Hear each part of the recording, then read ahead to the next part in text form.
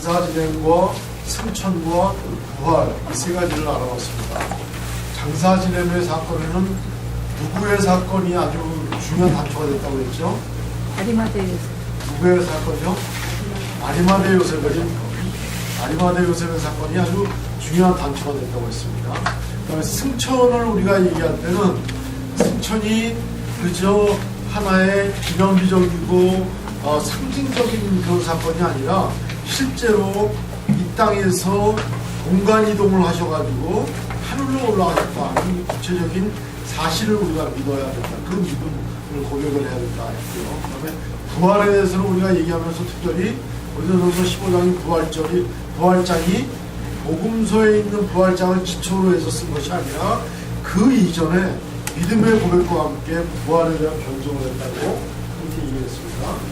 이제 오늘은 하나님 우편에 앉아 계신 예수님과 다시 오시는 재림 예수님에 대해서 해보겠습니다. 우선 로마서 8, 유인물을 보시기 전에요. 로마서 8장 31절 34절 이 성경을 다 찾아보겠습니다.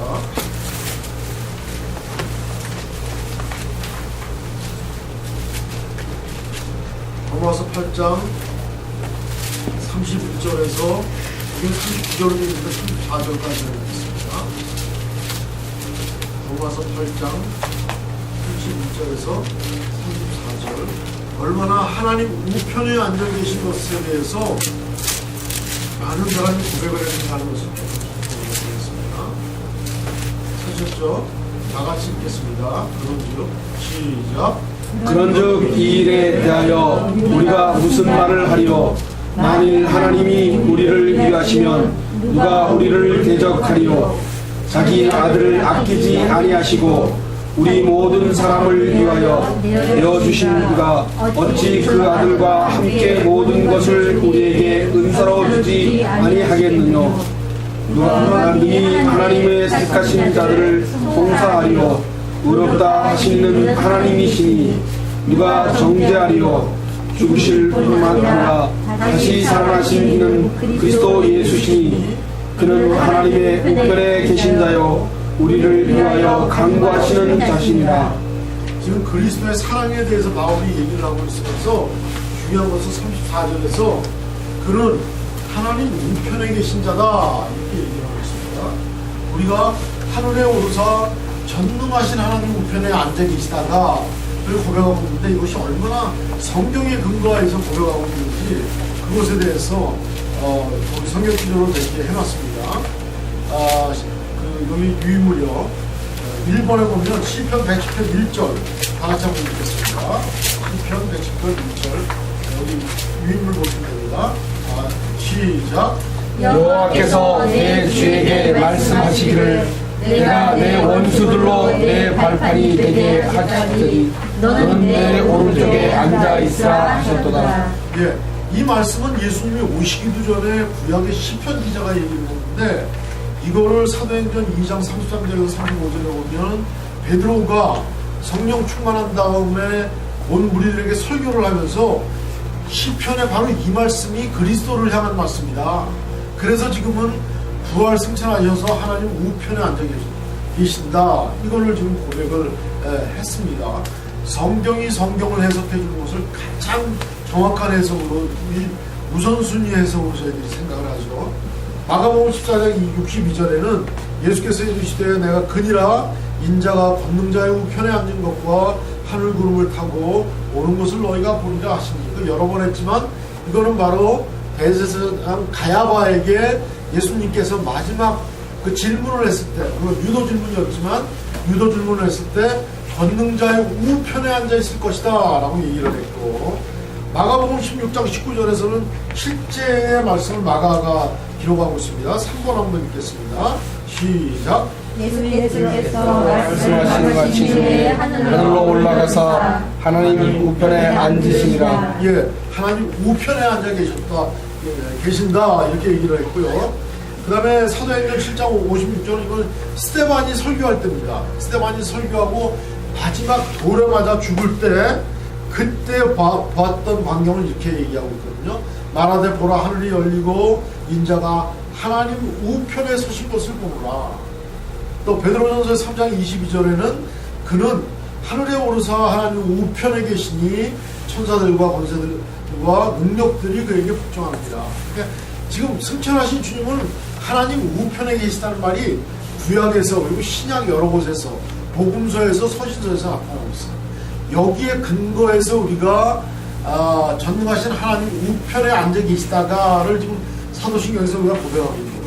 제가 이 말씀을 준비하면서 사도신경을 고백하면 안 된다고 하는 사람들이 사도신경이 성경에 없다, 성경에 없는 구절을 고백하는 것은 잘못 아니냐 이렇게 얘기를 하는데 그게 아니라는 거죠.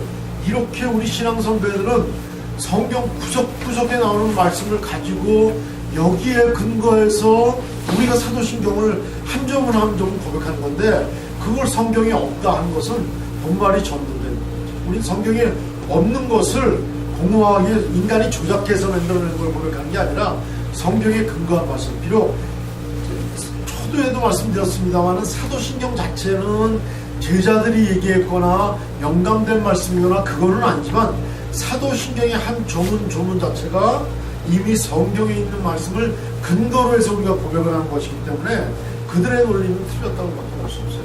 얼마나 이 그 성경에 지천에 깔려있는 그 하나님 우편에 계시다라는 말씀을 우리 신앙 선배들이 갖고 이것을 사도신경의 한 센텐스로 고백을 해야 되겠다 하고 사도신경이 이걸 내기까지 우리 신앙 선배들은 얼마나 많은 신앙이 여기 녹아 있는가, 이걸 우리들이 통찰하지 않으면 안 되는 것이죠.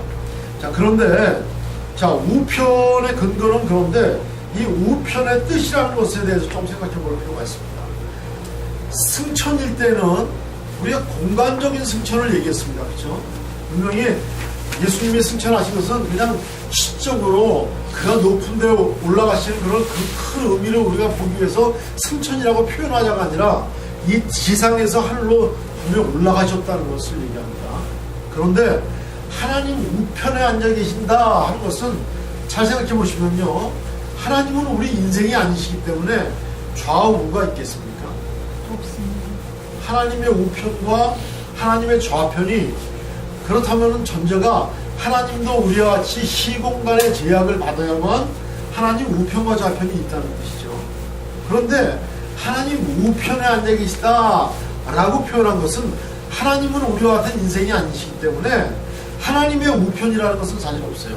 그러면 성경에서 굳이 하나님의 우편에 앉아 계시다 또는 스테반을 하나님 우편에 쓰셨다 하는 말은 이건 뭔가, 이거는 고대 근동의 구약 문학에 보면 하나님의 우편은 늘 하나님의 능력을 상징했습니다. 나의 우편에 그늘 되시니, 하나님은 내 우편에 그늘 되시니, 하나님의 능력을 상징했고, 우편이다 하면은 이때 당시에 신약에 와서 구약 성경을 들고 있었던 사람들에게는 하나님 우편이다 하는 것은 하나님의 좌편이 아니고 우편에 계시다 라고 하는 어느 한쪽을 얘기하는 것이 아니라 하나님과 동등한 능력을 갖고 계시다, 하나님의 권능을 갖고 계시다라는 것으로 능히 해석을 했었어요. 그렇기 때문에 우리가 여기서 하나님 우편에 앉아 계시다는 것은 거기 얘기하신 것처럼, 여기 그 2번에 얘기한 것처럼 전능하신 하나님 우편은 공간이나 장소적인 개념보다는 통치자의 위엄과 심판자의 권세를 은유적으로 표현한 것이다. 이거를 우리들이 좀 알아야 합니다. 그러니까 승천은 장소적으로 이동했다 하는 것을 우리들이 고백하지만 하나님 우편에 계시다 하는 것은 하나님의 좌편에는 계시지 않고 우편에 계시다 이런 뜻이 아니고, 하나님께서는 우리와 같은 인생이 아니시기 때문에 하나님의 능력을 갖고 계신, 하나님의 능력과 동일한 능력을 갖고 계신 예수님의 신성을 강조한 것이다. 그걸 좀 생각하셔야 될 것입니다. 이런 것들에 대해서 얘기를 하는데, 하나님의 우편에 앉아 계시다라는 의미로는 좀 더 깊게 들어가서 좀 몇 가지로 따져보겠습니다. 일단 하나님의 우편에 앉아 계시다는 것을 천상적인 의미로 좀 따져보고, 3번은 이 지상적인 의미로 좀 따져보도록 하겠습니다. 자, 하나님의 우편에 앉아 계시다는, 지금 제가 설명드린 것처럼 1번에 보면 성부 하나님과 동일한 권능이다 하는 것을 생각하실 수 있겠습니다. 권능자의 우편에 앉은 것과 마가복음 14장 62절 가야바가 했던 것처럼 인자가 권능자의 우편에 앉은 것과 하는 것은 내가 올라가서 하나님 좌편에 있지 않고 우편에 앉아 있을 것이다. 그렇게 얘기한 단선적인 얘기가 아니고 하나님 권능자인 전능하신 하나님과 동일한 능력으로 함께 앉아 있는 것이다. 이렇게 얘기를 할 수가 있겠습니다. 하나님의 권능을 얘기하시면 되겠어요. 그 다음에 두 번째로는 그리스도의 천상사역 삼중직에 대해서 좀 생각을 해볼 텐데, 이거 지난번에 좀 말씀드리다가 제가 제 설명이 좀 부족한 것 같아서 지난번에 그리스도의 천상사역에 대해서 그리스도의 삼중직에 대한 천상사역이 어떻게 연결되는가, 이게 제 설명이 부족한 것 같아서 거기 자료를 좀 갖고 왔습니다. 이게 물론 신학자 루이스 벌거프가 얘기한 건데 상당히 의미가 있어서 제가 갖고 와봤습니다. 거기 좀 다른 글씨체로 있는 거 있으시죠? 이게 제가 글씨체를 좀 다른 도드라진 글씨체로 했는데 제가 프린트하는 데 갔더니 글씨체가 다 바뀌었더라고요. 그래서 제가 정말 중요한 부분은 거기 형광색으로 칠했는데 이것이 오히려 작은 글씨가 돼가지고 형광색으로 다 칠했습니다. 자, 루이스 벌거프가 전능하신 하나님 우편에 앉아 계신 주님이 어떻게 그리스도의 삼중직, 왕과 제사장과 그 다음에 선지자 역할을 하신다 하는 걸 이렇게 표현했어요. 첫 번째 왕적 사역은 성경은 매번 빈번하게 그리스도의 앉으심, 앉아 계시다 하는 것이 이 왕적인 통치와 연결짓고 있다. 성경에서 왕은 늘 앉아있죠. 신하들은 서 있지만 왕은 늘 앉아있죠. 스데반은 물론 우편에 서 계신 것을 봤다 했지만 예수님이 하나님 우편에 서 계시냐 앉아 계시냐 이거 중요하지 않아요. 아까 얘기한 것처럼 이거는 지금 하나님 우편에 계시다 하는 그 의미를 우리가 알려고 하는 거니까 예수님께서 과연 그 옆에 서 계시냐 앉아 계시냐 좌편에 계시냐 우편에 계시냐라는 논란은 중요하지 않습니다. 이거는 천상의 모습이기 때문에. 근데 앉아있다고 하는 것은 왕적인 통치를 얘기합니다. 그리스도께서 지금도 우리의 왕이 되시죠. 그래서 그리스도의 왕권이 임한 곳에는 교회가 성립이 되고 우리 성도들이 있고 그리스도의 나라가 하나님의 나라가 되시죠. 근데 이제 대제사장의 역할을 어떻게 하느냐, 이것에 대해서 우선 히브리서 4장 14절을 좀 찾아보고 얘기를 하도록 하겠습니다. 자, 히브리서 4장 14절 한번 찾아보겠습니다.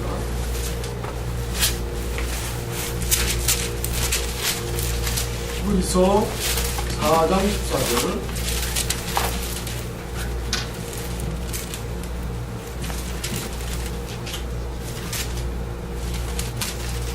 자, 다 같이 읽겠습니다. 시작. 그러므로 우리에게 큰 대제사장이 있으니 승천하신 자 곧 하나님의 아들 예수시라. 우리가 믿는 도리를 굳게 잡을지어다. 승천하신 이가 대제사장이다 라고 히브리서 기자가 얘기하고 있어요. 승천하셨는데 대제사장이다. 그리고 히브리서 7장 전체는 멜기세덱, 아브라함이 전쟁에 갔다가 와서 오다가 만난 그 살레왕 멜기세덱에 대해서 얘기하면서 멜기세덱과 그리스도를 연결해서 히브리서 7장에서는 아주 크게 얘기를 하고 있어요. 그래서 여기에 근거로 해서 벌거프는 이렇게 얘기하고 있습니다. 그는 멜기세덱의 반찬을 계승한 영원한 대제사장이었다.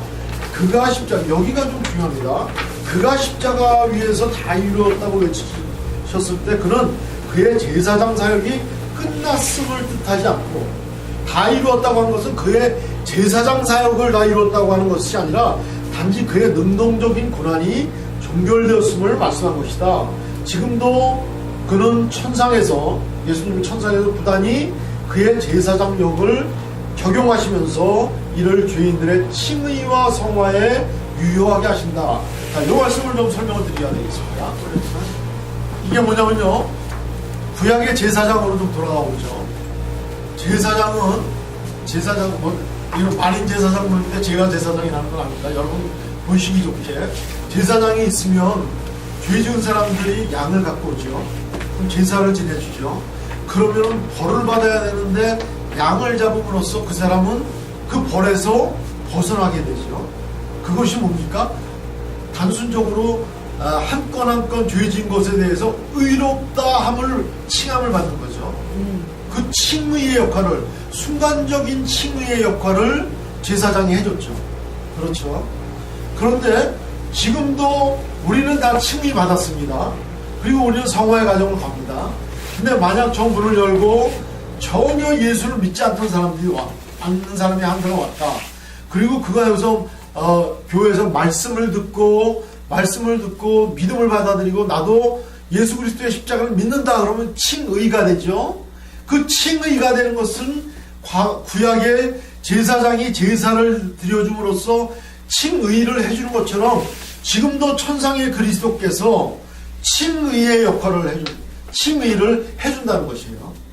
그러니까 과거 구약에서 번번이 제사장이 의롭다함을 한 사람 한 사람 해주던 것을 지금은 천상의 그리스도께서 우리의 칭의와 우리의 성화를 지금 감당하고 계시다. 그런 차원에서 벌거푸는 천상에서 지금 그리스도께서 대제사장의 역할을 지금도 담당하고 계신다. 이렇게 지금 본 겁니다.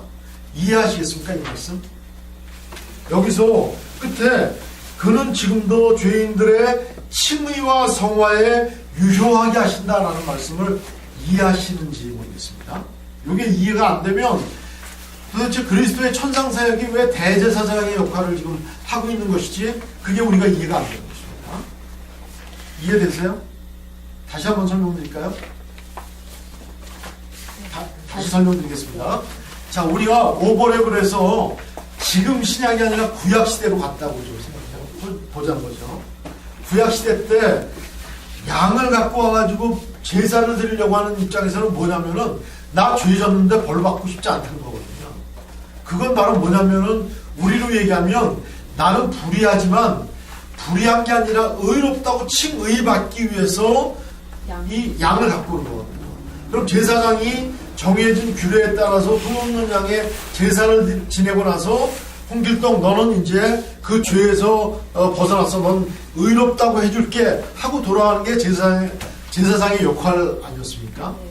그런데 지금 우리들은 다 칭의를 받았어요. 누구 때문에? 예수 그리스도 때문에. 그런데 지금도 예수님께서는 칭의와 제사장의 역할을 하고 계시다는 것은 지금도 오고 오는 불신 세력들이 와서 다시 그리스도를 믿음으로 칭의를 받을 때 그것을 천상에서 칭의하다고 도장을 찍어주고 계신다는 거죠. 그것이 바로 대제사장의 역할을 지금도 하고 계신다는 거예요. 과거 구약시대 때 제물 제대 앞에서 양을 받고 제사를 지낸 다음에 너는 이제 의롭게 됐다고 이렇게 보내주던 제사장의 역할을 지금 천상에서 제사장의 역할을 하시면서 우리들에게 칭의와 성화의 허가를 해주고 계시다. 이것이 바로 지금 벌거프가 얘기한 이를 죄인들의 칭의와 성화에 유효하게 하신다. 누구 때문에? 바로 천상의 하나님 우편에 앉으셔가지고 지금도 우리를 위해서 간구하시면서 대제사장으로 역할을 하고 계시다. 그래서 그리스도의 삼중직을 지금 수행하고 계시다는 거예요. 요거 두 번째 것을 이해하셔야 됩니다. 왜 대제사장이냐? 히브리서 4장 14절에 근거를 놓고 루이스 벌거프가 여기서 부연해서 설명하는 거예요. 이게 전혀 비성경적인 게 아니고 성경에 나와 있는 대로 우리의 대제사장께서 승천하셨다 하는 것을 히브리서 기자가 연결하면서 7장에 가면은 히브리서 기자가 왜 멜기세덱의 반차를 통해서 별도의 제사장이 필요했느냐 하면서 예수님의 대제사장의 모습을 그려주고 있거든요. 그거를 루이스 벌거프가 이렇게 지금 설명을 해주고 있는 겁니다. 이해되십니까? 네. 네. 그 다음에 이제 예언사역은 어떻게 하고 계시냐? 그리스도의 삼중직의 왕, 제사장, 선지자의 사역은 어떻게 하고 계시냐? 거기 뒤에 2페이지에 가보면요. 이 예언사역은 오순절 성령 강림으로 실현되었고 그날 이후 그리스도는 성령 안에서 여러 모양으로 우리의 큰 선지자로서 역사하셨으니 성령의 영감으로 성경을 만드셨고 사도들에게 말씀을 전하게 하셨고, 하나님의 말씀의 사역자들, 지금 말씀의 사역자들도 사실 설교를 통해서 이야기하는 것은 말씀의 사역자들의 어떤 개인 경험이나 개인 철학을 얘기하는 것이 아니라 성령의 감동으로 예수님의 말씀을 사실은 전하는 것이거든요. 그래서 설교로 교회를 인도하사 진리의 기둥과 터로 삼으심으로 그리고 신자들의 마음과 삶 속에 진리를 실현시키심으로 하나님 우편에서 선지자 사역을 여전히 변함없이 하시고 계시다. 아까 제가 오는데 전철 바로 앞에 어떤 분이 앉으셔가지고 전도지를 막 주려고 하면서 12월에 곧 전쟁 터집니다. 이거 꼭 읽어보세요. 12월에 전쟁 터집니다. 오늘도 그런 분을 만나고 왔어요. 그런 게 우리는 선지자가 아닌 거예요, 이제는. 그런 게 선지자가 아닌 거예요. 그게 선지자가 아니고 이 세상의 본질적인 종말이 어떻게 될 거냐. 그리고 이 본질적인 종말을 맞아서 죄인들이 과연 어떻게 천국에 접근할 수 있느냐 하는 건 이미 오순절 성령을 통해서, 그리고 성경의 영감을 통해서, 많은 사람의 말씀을 통해서, 그리고 목사님이 오늘 설교하신 것도 목사님의 개인적인 강연을 듣는 게 아니라 그를 통해서 성령께서 역사하시는 하나님의 말씀을 듣기 위해서. 물론 성경은 무오하게 성경을 기록했지만 설교는 우리가 무오한 게 아니죠. 심지어는 제가 지금 여기서 강의를 하는 것도 무오한 건 아니에요. 서로 논쟁할 수 있어요. 그러나 이런 가운데서 우리가 발견하려고 하는 것은 무언가 예수님께서 우리들에게 이 땅에 지금도 말씀하시려고 하는 것을 잡으려고 하는 거죠. 그건 뭐냐면은 예수님께서 지금도 천상에서 우리들에게 말씀하시고 가르치시려고 하시는 것들이 있다는 거예요. 그것이 바로 예수님의 선지자직인 것이죠. 그래서 예수 그리스도의 천상 사역은 하늘에 오르사 하나님 우편에 앉아 계시고 라고 고백하는 것을 통해서 그리스도의 상중직을 지금 아주 유효하게 퍼펙트하게 지금 수행하고 계시다. 누구를 통해서? 성령을 통해서, 교회를 통해서, 성도들을 통해서 이렇게 지금 볼 수 있는 겁니다. 그래서 제가 이거를 지난번에 제가 좀 설명이 좀 부족하고 제가 표현력이 부족해서 이게 좀 잘 이해가 안 돼서 벌거벗 것을 제가 인용을 해왔어요. 조금 어려운 말로 되어 있지만 전혀 어렵지 않고 성경에 근거해서 어떻게 지금 하나님 우편에 앉아 계시면서 왕, 제사장, 선지자의 역할을 감당하고 있는가, 특히 제사장의 역할을 지금도 어떻게 감당하고 계신가, 칭의와 성화를 계속해서 우리들에게 허락하신다 하는 것은 옛날 구약의 제사장만 할 수 있었던 일이거든요. 그거를 지금 예수 그리스도께서 보좌 우편에 앉아 계시면서 하고 계시다 하는 것을 요걸 통해서 좀 보셨으면 좋겠습니다. 그래서 이번에 그리스도의 상중직에 천상사역을 감당하시면 됐고요. 그 다음에 세 번째, 지금도 계속 일하심을 우리가 의식하고 있으면 되게 중요하다. 예수님께서 내가 너희들에게 성령을 보낸다. 그리고 나는 보좌 우편에 앉아있다. 그러니까 나는 이제 좀 구속을 다 성취시키고 내가 고난받느라고 너무 힘들었기 때문에 나는 좀 쉬겠다. 그가 아니시고 예수님께서는 지금도 일하고 계시는 거죠. 무슨 일을 하고 계신가? 무슨 일을 하고 계신가? 거기 6번입니다. 요한복음 14장 2절에서 3절. 예수님이 지금도 하나님 우편에서 하고 계신 일을 미리 말씀을 하고 가셨어요. 자, 14장 2절에서 3절 6번입니다. 내 아버지 시작. 내 아버지 집에 거할 곳이 많도다. 그렇지 않으면 너희에게 이르렀으리라. 내가 너희를 위하여 거처를 예비하러 가노니 가서 너희를 위하여 거처를 예비하면 내가 다시 와서 너희를 너희로 영접하여 나 있는 곳에 너희도 있게 하리라. 예, 주님께서 우리의 거처를 예비하러 가셨습니다. 이 거처가 장소적인 개념일지 공간적인 개념일지 아니면 장소, 공간, 이 시간과 공간의 다차원적인 개념과는 전혀 다른 우리로서는 상상할 수 없는 개념일지는 모르겠으나 그러나 분명히 우리가 영생에 들어갔을 때 지복의 단계에 들어갈 수 있는 그런 아주 귀한 거처를 지금도 예비하고 계십니다.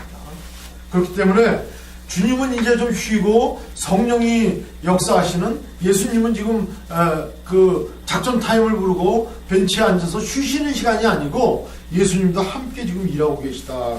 그걸 얘기하고 있고요. 그 다음에 우편에 앉아 계시면서 하시는 일은 교회를 시작하셨죠. 우편에 앉아 계시면서 지난번에도 늘 말씀드렸지만 예수님께서 왜 초림과 재림이라는 방식으로 우리에게 다가오셨을까? 저는 이거를 조금 생각을 해야 합니다.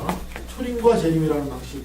이것이 이제 남아있는 자들의 숙제이죠. 초림과 재림. 그런데 하여튼 예수님께서 이걸 선택하셨어요. 그러면서 지금은 보좌 우편에 앉아 계신데, 그러면은 초림이라는 방식에서 재림이라는 방식까지 역사하는 동안에 예수님께서 하시는 일은 바로 교회를 통해서 하십니다. 이것이 아주 독특하죠. 너희들은 초림에서 재림까지 너희들 각자 개인 신앙을 잘 유지하다가 나를 맞으라가 아니라 공동체를 형성하라고 하셨어요. 이거는 예수님께서 허락하신 방법이세요. 그래서 우리는 가는 곳마다 공동체를 형성하죠.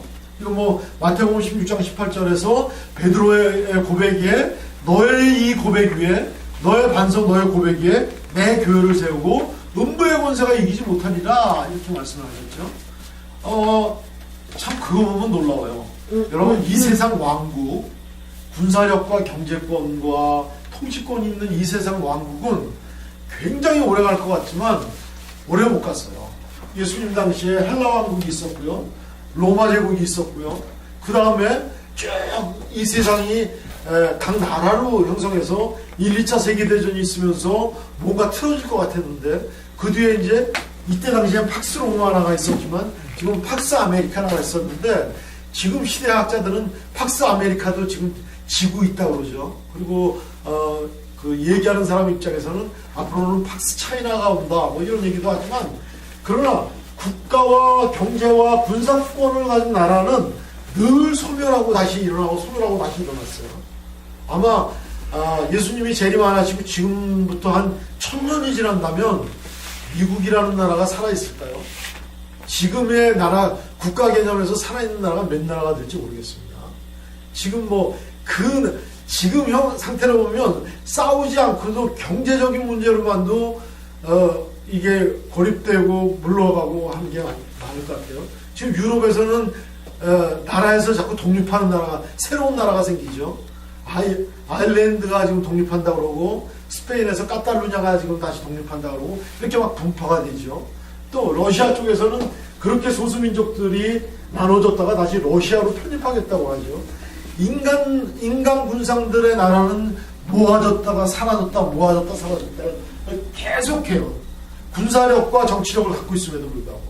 그런데 하나님의 교회는 아무런 군사력과 경제력, 물론 이제 이건 조금 얘기가 틀려집니다. 로마 카톨릭 같은 경우에 경제력이 많았죠.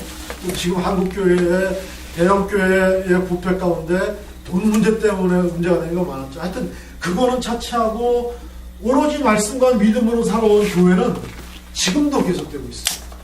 그 사이에 나라와 왕국은 부침이 엄청나게 많았음에도 불구하고 이 믿음의 세계는 계속 되고 있죠.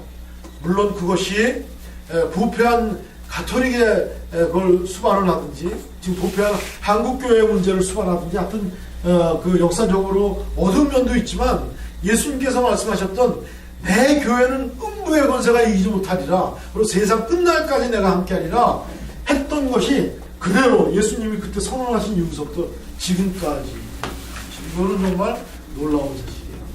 그럼 이제 이렇게도 얘기할 수 있죠. 다른 종교도 다 그렇다. 다른 종교도 다 그렇게 살아왔다. 그렇게 얘기할 수 있는데 거기까지는 조금 다른 차원에서 얘기할 수 있고 여하튼 우리는 말씀에 근거해서 마태복음 16장에서 베드로의 반석 위에 내 교회를 세우고 그것이 세상 끝날까지 같이 있으리라 하는 것은 우리가 정말 다른 정치 권력이나 다른 경제 권력들은 부침이 심하고 없어지고 생겨나고 하는 나라들이 많음에도 불구하고 교회는 이제까지 계속되어 왔다는 것을 생각해 보면 예수님의 말씀은 정말 참으로 진실이다 하는 것을 우리가 알 수 있습니다. 자, 우편에 앉아 계시다의 그 5번째 의미는 지난주에 했기 때문에 그냥 읽고만 지나가겠습니다. 예수님의 인성은 하나님 우편에 계시고요. 예수님의 신성은 예수의 영인 성령님과 함께 영원히 세상 교회를 다스릴 것이다. 이거는 우리 지난주에 하이델베르그를 통해서라든가 예수님의 인성과 신성의 문제, 그 문제는 지난주에 했기 때문에 지나가도록 하겠습니다. 그런데 우편에 앉아 계시다에 이제 이 세상에서의 의미, 지금은 천상에서의 그리스도의 의미를 봤는데 우편에 앉아 계시다의 세상에서의 의미를 또 보면 아직 싸움이 끝나지 않았다라는 거예요. 우리가 싸워야 할 싸움이 끝나지 않았다. 우편에 앉아 계시지 않고 아예 예수님께서 재림하셔서 그 즉시 세상을 끝내버렸으면 깨끗한데 예수님은 우편에 앉아 계시고 그리고 이 땅에서 우리들이 해야 할 일이 있는데 그것들을 조금 보면 아직 우리의 싸움이 끝나지 않았다. 예수님은 싸움이 끝나셨어요. 이기신 싸움인데 아직 우리의 싸움은 끝나지 않았습니다. 이거를 좀 이렇게 얘기 드리면 쉬우실 것 같아요. 이건 그 아이젠하워가 만들어가지고 얘기가 많이 됐다고 하는데 여러분 D-Day라는 말 아시죠? 뭔가 D-Day? 작전을 하면 D-Day다. 그게 뭐의 약자입니까? D-Day. 여기 Decision Day입니다. 네. 결정날. 작전 개시를 D-Day라고 그러죠. 근데 이게 전제가 뭐냐면 V-Day가 있습니다. 이거 빅토리 데이입니다.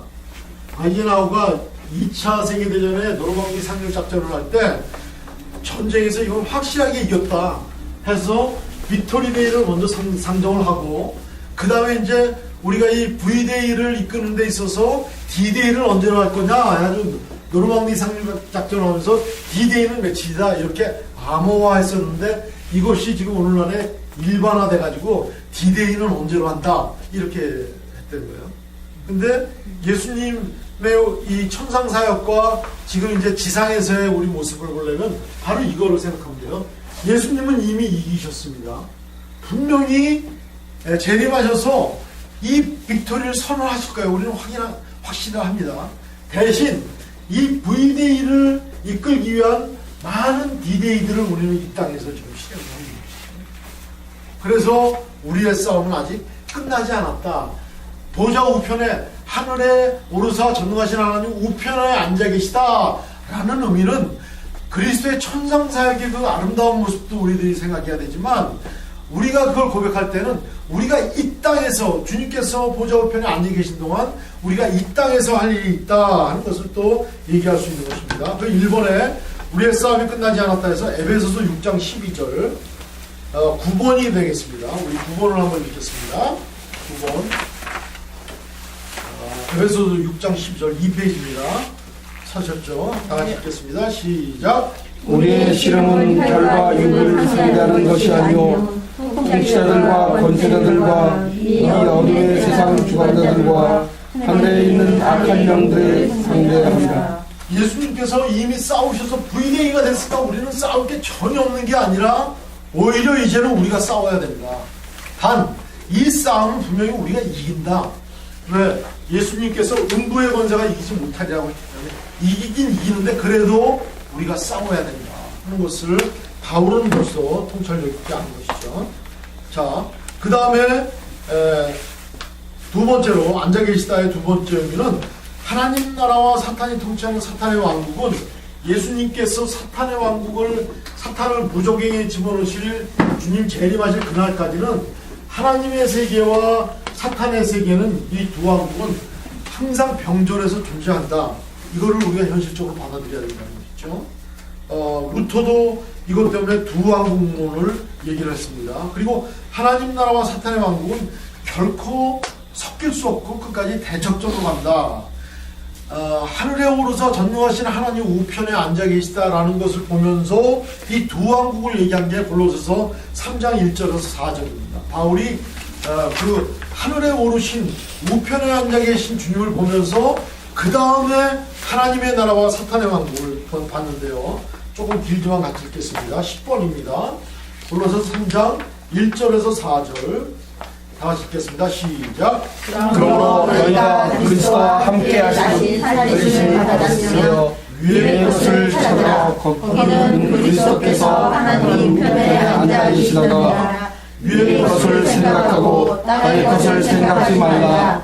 이는 너희가 죽었고 너희 생명이 그리스도와 함께 하나님 안에 감추어졌습니다. 우리 생명이신 그리스도께서 나타나실 그때에 너희도 그와 함께 영광 중에 나타나리라. 여기 보면 하나님 우편에 앉아 있다라는 말을 하고서 위의 것과 땅의 것을 지금 얘기하고 있습니다. 그래서 하나님의 세계와 사탄의 세계가 적어도 보좌 우편에 앉아 있을 동안에는 하나님의 것, 위의 것과 땅의 것이 병존할 수밖에 없음을 지금 얘기해주고 있습니다. 그런데 여기서 이제 조금 좀 부연해서 말씀드릴 것은 이것을 갖다가 그 흔히 얘기하는 이원론적인 사고로 우리가 접하면 안 됩니다. 이거는 지금 여기서 바울이 얘기하는 것은 위의 것과 땅의 것은 하나님의 세계와 사탄의 세계라고 하는 극단적인 세계를 얘기하고 있는 것이고 세상 일이 전부 다 땅의 것으로 다 속된 것이냐? 이거는 아닙니다. 그렇게 생각하면 안 됩니다. 마치 우리가 교회에 들어오면은 여기는 거룩한 곳이고 저 바깥은 속된 곳이다 라든가 주일만 거룩한 것이고 나머지 6일은 속된 날이라든가 그런 이원론을 여기서 얘기하는 것은 아닙니다. 그 뜻은 아니고 분명히 위의 것과 보좌 우편에 계시기 때문에 위의 것과 사탄의 세계가 지금 계속해서 병존해 가다가 반드시 예수님 재림하시면 사탄의 세계는 무적행으로 들어갈 것이다. 그때까지는 사탄의 세계와 위의 것이 병존할 수밖에 없다. 그것을 우리들이 고려합니다. 그러니까 우리가 하늘에 오르사 전능하신 하나님 우편에 앉아 계시다. 그것을 고백하면서 우리는 동시에 뭐를 고백해야 되냐면 우리는 이 땅에서 그 우편에 앉아 계신 그리스도의 명령에 따라서 아래 것과 싸워야 하는 위의 것을 사모하는 존재들이다 라는 것을 생각해야 된다는 것이죠. 자, 그 다음에 이제 4번에 보면 하나님 나라가 반드시 지상에 존재하는 교회와 완벽히 일치하지 않을 수도 있으며 어떤 지역교회는 이 하나님 나라 범위 밖에 있을 수 있음도 늘 의식함이 필요하다. 이건 뭐 당연하겠죠. 교회가 다 하나님 나라는 아닙니다. 교회는 우리 성도들의 무리인데 그 성도들의 무리 가운데서도 하나님 나라에서 배제된 자가 있을 수가 있습니다. 다만 하나님께서 이렇게 교회라는 형식을 빌려서 하나님 나라를 사모하도록 우리들에게 공동체적으로 명령하셨기 때문에 우리는 교회를 이루어 나가는 거지만 아까 목사님하고도 말씀드린 것처럼 교회는 타락할 수 있죠. 그리고 그런 전철을 많이 밟아왔습니다. 그러니까 교회가 반드시 하나님 나라다. 이렇게는 우리가 등식을 성립할 수는 없습니다. 하나님 나라를 교회가 시연할 수는 있죠.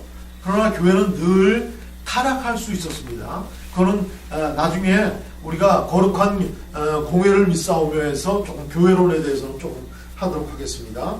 자, 산자와 죽은 자를 심판으로 오시리라. 이 산자와 죽은 자는 뭘까요? 구원받은 자와 안 받은 자. 그냥 살아있는 사람 죽은 자. 예, 우리가 흔히 산자와 죽은 자를 심판한다 하면 믿는 자와 믿지 않는 자라고 생각할 수 있는데 그게 아니고 여기의 뜻은 예수님께서 재림하셔서 오셨을 때 그 당시에 살아있던 자와 죽은 자, 그러니까 그 전에 죽은 자, 그러니까 결국은 뭡니까? 모든 인간이죠. 모든 인간을 심판하고 오시다. 요 뜻을 알아야 됩니다. 이게 산자가 믿는 자, 구원받은 자와 구원받지 못한 자, 그 뜻이 아니고 그때 당시에 살아있던 자와 그때 당시 이전까지 죽었던 자입니다. 이건 센텐스를 좀 이해하시고. 근데 저리로서는 무슨 뜻인가요? 저리로서. 네, 거기로부터입니다. 이거는 우리말을 좀 어렵게 해서 그래요. 거기로부터. 거기는 누구죠? 어디죠? 조금 아까 우리가 본 것처럼 하나님 우편에 앉아 계신 그곳으로부터. 그곳이 분명히 장소적으로 이동하셔서 가시긴 가셨는데 하나님 우편이라는 것을 우리가 하나님의 능력으로 알고는 있었지만 분명히 우리가 알지 못하는 분명한 어떤 장소에 계시다. 거기로부터 오셔서 그 당시에 오셨을 때 살아있는 자와 그 이전까지 죽은 자 모든 인간을 심판하러 오실 것이다. 이렇게 말씀을 드릴 수가 있습니다. 그래서 산자와 죽은 자를 심판하러 오실 그날에는 하나님 나라를 완성하시고 사탄과 그 왕국을 심판하실 것입니다. 이렇게 볼 수 있습니다. 그 산자와 죽은 자 저리로서는 이 말의 뜻을 조금 아시라고 했습니다. 종합하면 하늘에 오르사 전능하신 우편에 앉아 계시다 하는 말에는 굉장히 많은 함의가 있습니다. 많은 함의가 있는데 그것을 이제 그렇게 두 가지로 천상에서의 함의 그리고 우리 지상에서 기다리고 있는 우리가 해야 할 함의들을 좀 생각해 보셨으면 좋겠습니다. 하이델베르그 오신문답을 읽고 요 스파의 질문을 좀 받고 다음에 쉬었다가 다음까지 하겠습니다. 하이델베르그 오신문답 오신문답과 오신문답 하이델베르크 5페이지입니다. 자, 제가 문을 읽겠습니다. 왜 그리스도가 하나님 우편에 앉아 계시다는 것이 첨부됩니까? 이는 그리스도께서 하늘에서 그의 교리에 머리를 나타나기 위해 하늘로 올라가셨기 때문이라. 하나님 아버지는 이 머리를 통하여 모든 것을 주재하십니다. 이것은 그리스도께서 하늘에 오르셨지만 역동적으로 이 땅의 교회를 지금도 운영하시고 계속해서 활동하신다는 것을 강조하신 거죠. 그 다음에 그리스도께서 죽은 자와 산 자를 심판하러 오시리라는 것이 당신에게는 어떤 위로를 줍니까? 나의 모든 나의 모든 고대와 핍박 중에서 나의 나이를 들어 그를 향합니다. 그때 나는 이미 자신을 내어주셔서 당신의 심판의 때에 서서 나의 모든 저주를 제거해 주신 바로 그분이 심판자로 오실 것을 확신을 가지고 기다립니다. 그의 모든 원수들과 나의 원수들을 그의 영원한 심판으로 정죄할 것이며 나와 그의 모든 택자들을 그가 함께 하늘의 기쁨과 영광으로 취하여 비칠 것이라는 위로를 줍니다. 한마디로 얘기하면 지금 우리가 하늘에 오르사 하나님 우편에 앉아 계신 주님을 바라보면서 심판자로 오실 주님을 기다린다. 그것이 우리 삶의 위로가 된다. 하이델베르그는 위로하고 연결이 되어 있어요. 그래서 이승구 교수님이 쓰신 하이델베르그 해설서는 제목이 하나님의 강력한 위로예요. 위로라는 그 키워드를 가지고 이제 하이델베르그를 봤거든요. 그래서 하늘에 오르사 전능하신 하나님 우편에 앉아 계신다라는 것만 생각해도 우리에겐 위로가 된다는 거예요. 뭘로? 심판자로 오실 것입니다. 지금 많은 사람들이 이렇게 옳다 저러다 하는 것에 대해서 내가 일절 함구하겠다. 대신 그분이 오시면 선과 악에 대하여 확실하게 심판하실 것이다. 이것이 나에게는 나의 삶에는 큰 위로가 된다. 이렇게 지금 얘기를 하고 있습니다. 자, 10분 전 되기 한 2분 남았는데